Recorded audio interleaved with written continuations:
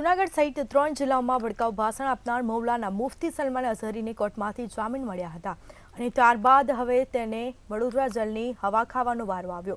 Salman Azahari સામે જૂનાગઢ કલેક્ટરે પાસા હેઠળ કાર્યવાહી કરતા સાબરમતી જેલમાંથી તેને વડોદરા જેલમાં લઈ જવામાં આવ્યો અને આ અંગે મૌલાનાના વકીલે જણાવ્યું છે કે તેમની સામે થયેલ 400 પાનાની ચાર્જશીટની કોપી અમને મળી છે અને તેમની પાસા હેઠળ અટકાયત કરી હોવાથી તેમને પાસામાંથી મુક્ત કરાવવા આગળની કાર્યવાહી કરવામાં આવશે।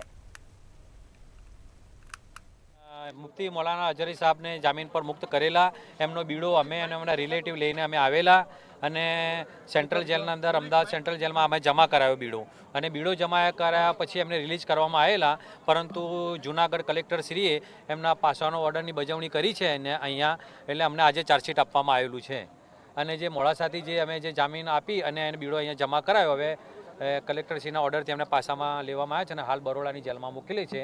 હવે જે કોઈ રેમેડી હશે એ ઓનરેબલ ગુજરાત હાઈકોર્ટ અથવા તો અમે પાસા બોર્ડના અંદર જે રજૂઆત કરવી પડે એ અમે પેપરનો અભ્યાસ કરીને રજૂઆત કરીશું। પાસાનું કોઈ કારણ આપ્યું છે? હાલ મૌલાના સાહેબને અહીંથી ડિટેન કર્યા છે, એટલે કે પાસામાં મોકલ્યા।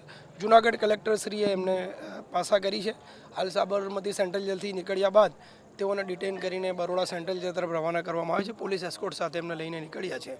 તો આગળ અમને ચાર્જશીટ મળ્યું છે। હાલ ચાર્જશીટ મળ્યા પછી અમે અભ્યાસ કરીશું અને કાયદાકીય રીતે જે પ્રોસેસ થતી છે કરીશું। અમે એને હાઈકોર્ટમાં રીટ દાખલ કરીશું એમને છોડાવવા માટે। મોડાસા કોર્ટમાંથી આજે એમને જામીન આપવામાં આવ્યો એટ્રોસિટીના કેસમાં। જે બીડો અમને મળતા એટલે રિલીઝ ઓર્ડર મળતા, રિલીઝ ઓર્ડર જમા કરાયા પછી પાસાનું જે ચાર્જશીટ મળ્યું હાલ 300-400 પાનાનું છે। શું રીઝન છે હજી વાંચ્યું નથી, હજી જસ્ટ અમને હેન્ડઓવર કરવામાં આવી છે। પાસાની જે ચાર્જશીટ છે વાંચ્યા પછી અમે જે કાયદાકીય રેમેડી મળતી હશે લઈશું।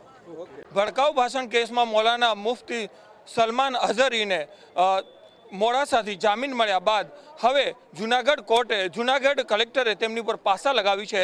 તેના લીધે આજે તેમને સાબરમતી જેલથી રિલીઝ કરાયા બાદ સીધા જ તેઓને વડોદરા કોર્ટમાં લઈ જવામાં આવ્યા છે। તેમના વકીલોનું કહેવું છે કે આ પાસાને પડકારવામાં આવશે અને તેમને છોડાવવા માટેની આગળની પ્રક્રિયા શરૂ કરવામાં આવશે। હવે જોવાનું એ રહે છે કે મૌલાના મુફ્તીની મુશ્કેલીઓ ક્યારે દૂર થાય છે।